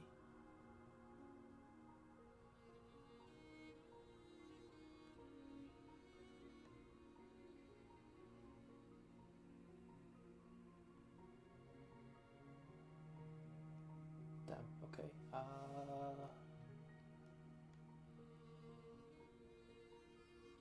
Probably that one then.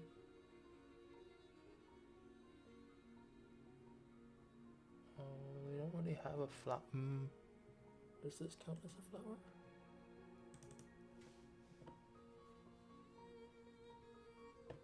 No.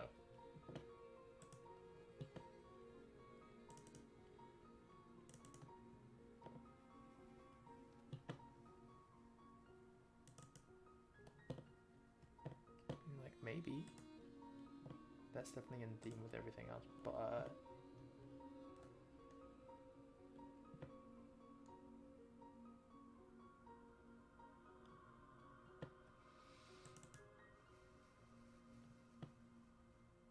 it's a leather belt. Wouldn't do that one.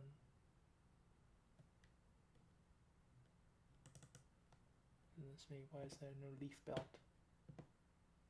Chains.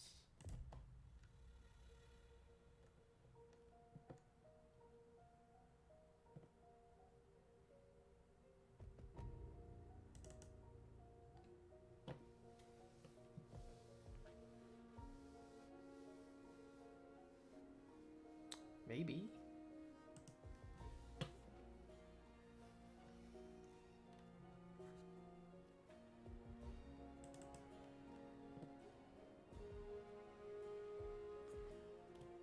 That'll do.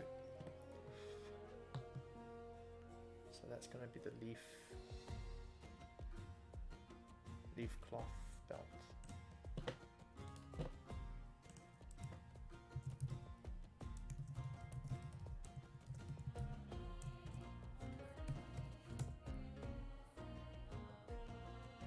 Leaf engraved belt instead. Okay, going back to flower belt.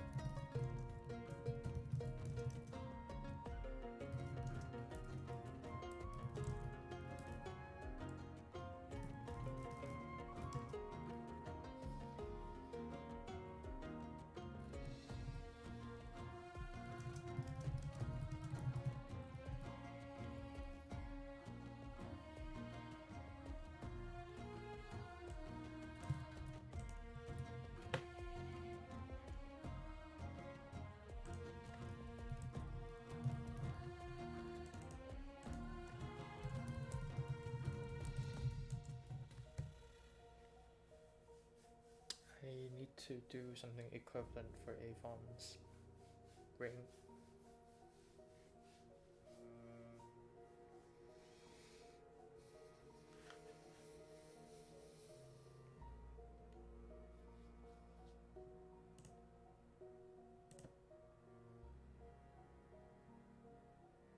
Goddamn bots.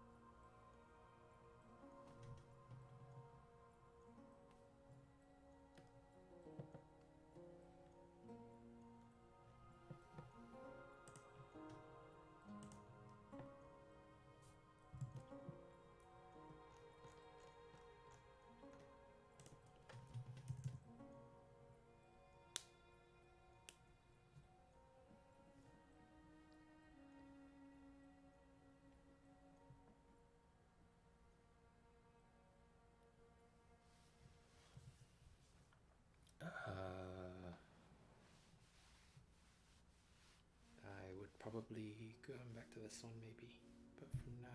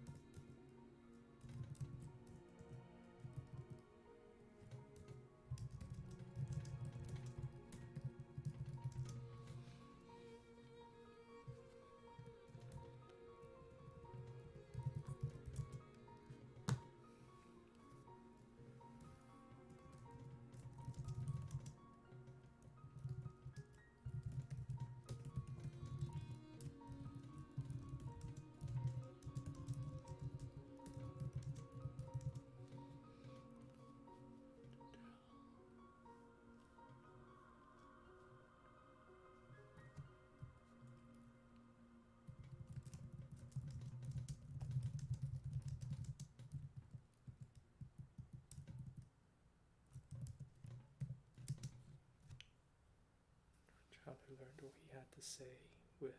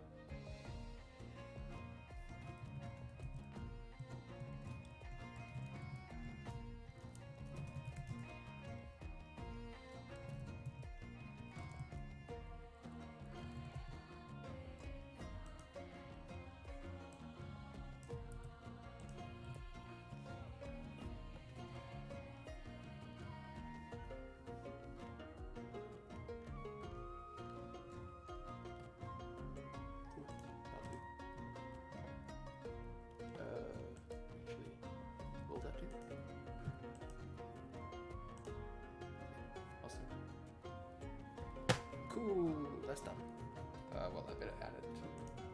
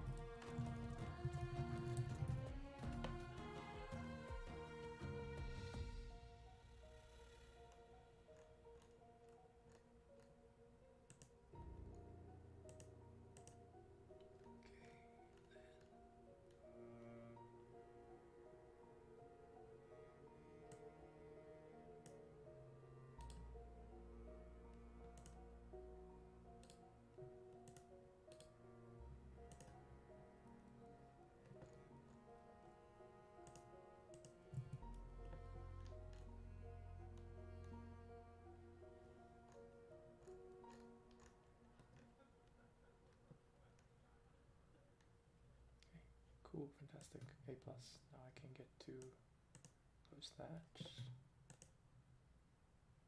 And then add a new element.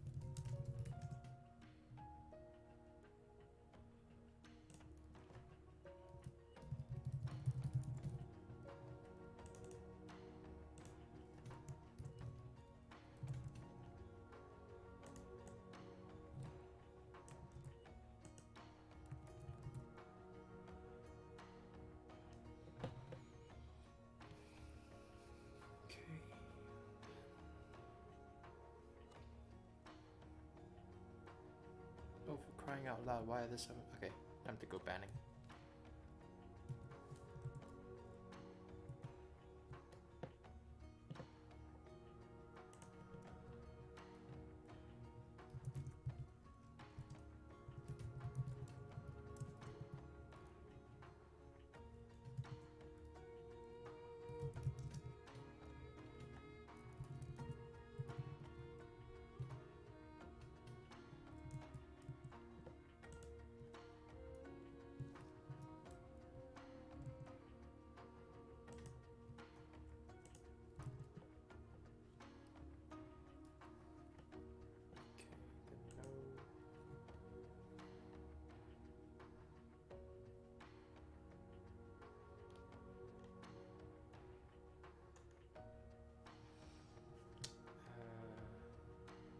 No, we just leave it be, because it just gets, no,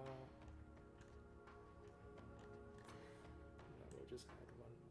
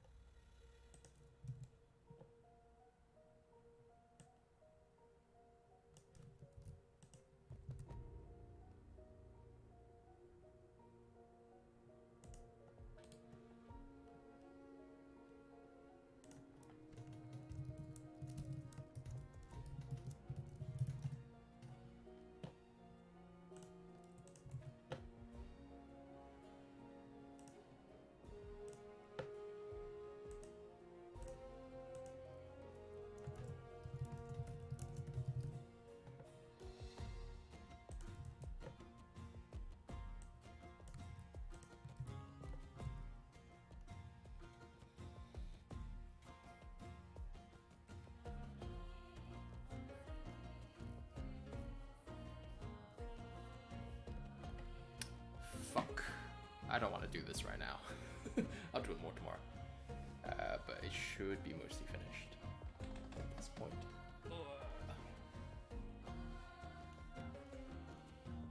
Man, this is gonna take another like hour and a half minimum.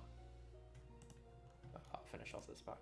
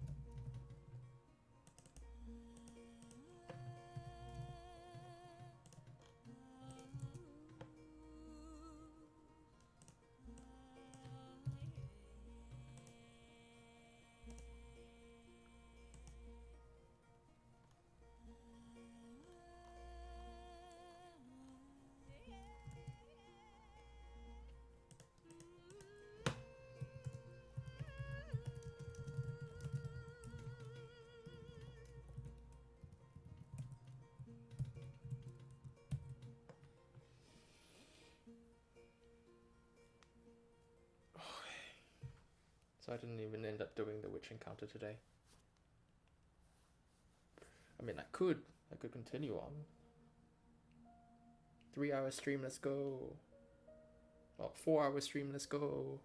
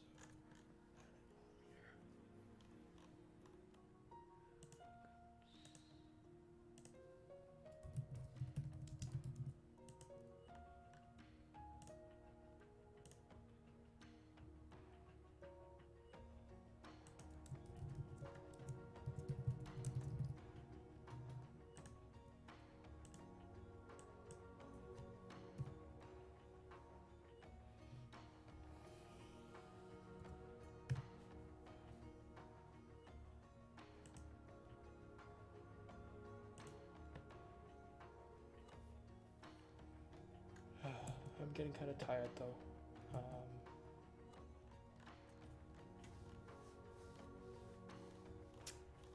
Better implement. Okay. Better add everything to the.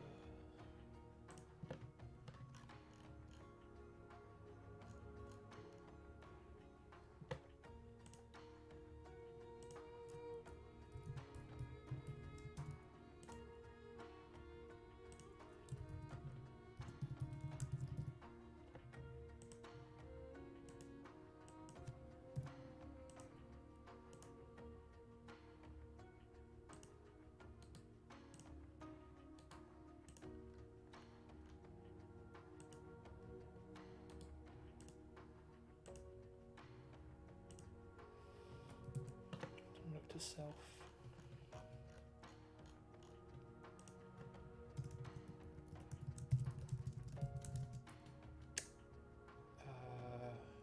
Remove story branches after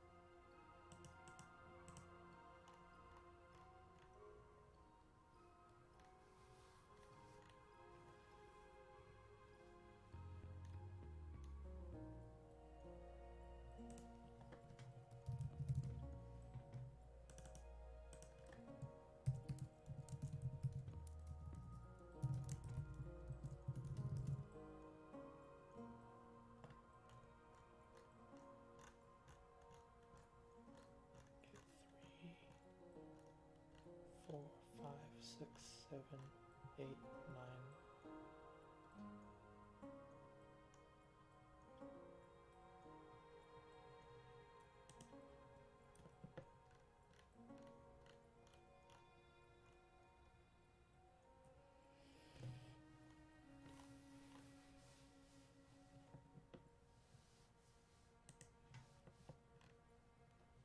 So definitely